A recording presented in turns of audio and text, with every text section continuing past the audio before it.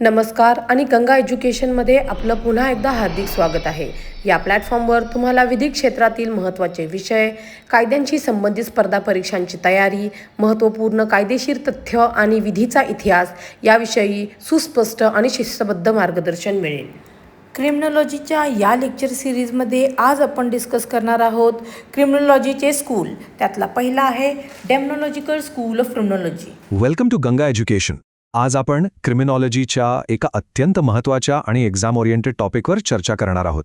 Origins of criminology म्हणजेच गुन्हेगारी शास्त्राचा उगम कसा झाला, गुन्ह्यांची कारणे काय आहे आणि समाज त्यावर कशी रिॲक्ट करतो याचा एक फॅसिनेटिंग इतिहास आहे. चला तर मग आजचा हा एक्सप्लेनर सुरू करूया. आता विचार करा, लहान मुलांना नेहमी फ्रीडम हवं असतं, नियम आवडत नाहीत, राईट? पण तरीही पालक आणि शिक्षक त्यांच्या भल्यासाठी शिस्त लावतात, त्यांना एक जबाबदार नागरिक बनवण्यासाठी. एक्झॅक्टली याचप्रमाणे सोसायटीतल्या नागरिकांनाही फ्रीडम हवं असतं, पण एका सुरळीत चालणाऱ्या समाजासाठी स्टेटला किंवा राज्याला कायदे लागू करावे लागतात. हे कायदेच सोसायटीला शिस्त लावण्याचं काम करतात.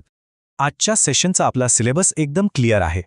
आपण गुन्हेगारी आणि शिस्त, विचारधारांची उत्क्रांती, आपला मेन फोकस असलेली डेमोनॉलॉजिकल विचारधारा, धार्मिक दृष्टिकोन, प्राचीन शिक्षा आणि शेवटी यावर्षी टीका आणि निष्कर्ष कव्हर करणार आहोत. एक्झामच्या तयारीसाठी हे स्ट्रक्चर तुम्हाला खूप हेल्पफुल ठरेल. तर पहिल्यांदा आपण समजून घेऊया गुन्हेगारी, शिस्त आणि राज्य यामधलं कनेक्शन. बघा, सोसायटीचा एक अतिशय सिंपल रूल आहे. जे लोक कायद्याचं पालन करतात ते शांततेने जगतात, पण जे लोक कायदा मोडतात त्यांना शिक्षेला सामोरे जावे लागते. कायदा, गुन्हेगारी आणि शिक्षा यांचाही जे डायनॅमिक आहे ना, याच कारणामुळे शतकानुशतके अभ्यासक क्रिमिनल बिहेवियरचा अभ्यास करत आले आहेत. माणूस नक्की गुन्हा का करतो हे शोधणं हाच या अभ्यासाचा बेस आहे.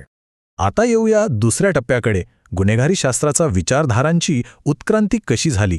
गुन्ह्याकडे बघण्याचा मानवी दृष्टिकोन नेहमीच आजच्यासारखा सायंटिफिक नव्हता बरं का. इतिहासात डोकावून पाहिलं तर लक्षात येतं की मानवी विचारधारेत किती मोठा ट्रान्सफॉर्मेशन झालाय. 16व्या शतकापूर्वी माणूस गुन्ह्याला केवळ एक सुपरनॅचरल किंवा अंधश्रद्धेच्या अँगलने पाहत होता. यालाच आपण डेमोनॉलॉजिकल विचारधारा म्हणतो. तिथून प्रवास करत आपण आजच्या मॉडर्न 20व्या शतकातील समाजशास्त्रीय विचारधारेपर्यंत आलो आहोत, जिथे गुन्हेगाराला रिफॉर्म करण्यावर आणि सायंटिफिक रिझनवर फोकस असतो. आणि आता आपला आजचा सर्वात महत्त्वाचा टॉपिक, डेमोनॉलॉजिकल विचारधारा. गुन्हेगारी समजून घेण्याचा हा मानवाचा सर्वात पहिला प्री सायंटिफिक अप्रोच होता. एक्झामच्या दृष्टीने ही डेफिनेशन खूप महत्त्वाची आहे बरं का.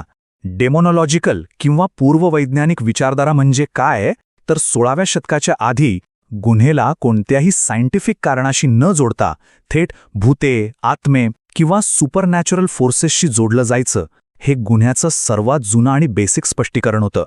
त्या काळची मेंटॅलिटी खूप वेगळी होती. त्यांच्या मते चांगला माणूस तोच असतो ज्याला देवाकडून प्रेरणा मिळते, आणि वाईट माणूस किंवा क्रिमिनल असा असतो ज्याच्यावर दुष्ट आत्मे किंवा जादूटोण्याचा प्रभाव असतो. म्हणजे जर कोणी गुन्हा करत असेल तर त्यामागे गरिबी किंवा सामाजिक परिस्थिती नसून त्याच्यात शिरलेली दुष्ट शक्ती कारणीभूत आहे, असं सरळ मानलं जायचं. गुन्ह्यामागे दुष्ट शक्ती असते ही समजूत फक्त एकाच जागी नव्हती. वेगवेगळ्या धर्मांनी आणि फिलॉसॉफीजनी ह्या कन्सेप्टला कसं बघितलं ते पाहूया. गुन्ह्याला सुपरनॅचरल शक्तींवर ढकलण्याची सवय जगभरात होती. हिंदू तत्त्वज्ञानात पापी कृत्ये माणसाला नरकात नेतात आणि पुण्यकर्म स्वर्गात नेतात असं मानलं जातं.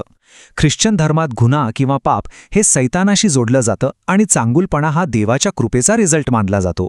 अगदी तसंच इस्लाममध्ये वाईट कृत्य शैतानाच्या प्रभावामुळे होतात आणि चांगल्या वागणुकीला ईश्वरी बक्षीस मिळतं. म्हणजे प्राचीन काळी गुन्ह्याला डायरेक्टली धर्माशी आणि पापाशी लिंक केलं होतं.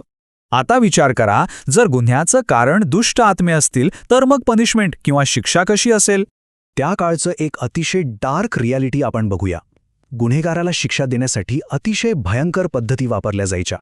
पहिली पद्धत म्हणजे एक्झॉर्सिझम किंवा भूतबाधा काढणे. दुसरी पद्धत म्हणजे आत्मा प्युरिफाय करण्यासाठी गुन्हेगाराला जिवंत जाळणे, दगड मारणे किंवा पाण्यात बुडवणे. आणि तिसरं म्हणजे त्या दुष्टशक्तीचा कायमचा नाश करण्यासाठी गुन्हेगाराचा कठोर छळ करणे किंवा थेट मृत्यूदंड देणे. सायंटिफिक पुराव्यांअभावी सोसायटीने किती अमानुष पद्धतींचा अवलंब केला होता हे यावरून दिसतं.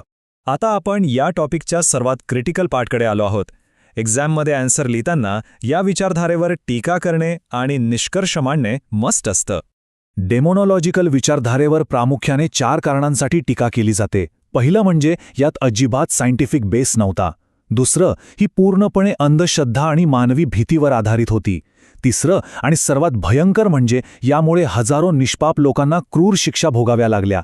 आणि चौथं म्हणजे आजच्या या मॉडर्न सायंटिफिक युगात या विचारधारेला काहीही अर्थ राहिलेला नाही.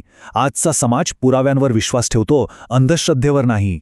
या पूर्ण टॉपिकचा कन्क्लुजन सांगायचा तर जरी ही विचारधारा पूर्णपणे अवैज्ञानिक होती तरी मानवी इतिहासातील तो एक महत्त्वाचा टप्पा होता. मानवी समाजाने क्रिमिनल बिहेवियर समजून घेण्याचा केलेला तो पहिला प्रयत्न होता. म्हणूनच याला आपण प्री सायंटिफिक अप्रोच म्हणतो. जाता जाता या एका महत्त्वाच्या प्रश्नावर नक्की विचार करा. जर आजच्या काळातही आपण पुराव्यांऐवजी दुष्ट आत्म्यांनी गुन्हा करावला यावर विश्वास ठेवला असता तर आजची आपली न्यायव्यवस्था कशी असती? जस्ट इमॅजिन करा. आधुनिक कायदे किती क्रुशियल आहेत हे तुम्हाला नक्कीच समजलं असेल. आय होप हा एक्सप्लेनर तुमच्यासाठी हेल्पफुल ठरला असेल. अशाच महत्त्वाच्या कॉन्सेप्टसाठी गंगा एज्युकेशनसोबत जोडलेले रहा. See you in the next session. हे सत्र पाहिल्याबद्दल धन्यवाद. हा व्याख्यान उपयुक्त वाटला असल्यास कृपया लाईक करा, शेअर करा आणि गंगा एज्युकेशनला सबस्क्राईब करा. अशाच महत्त्वपूर्ण कायदेविषयक व्याख्यानांसाठी आमच्याशी जोडलेले रहा.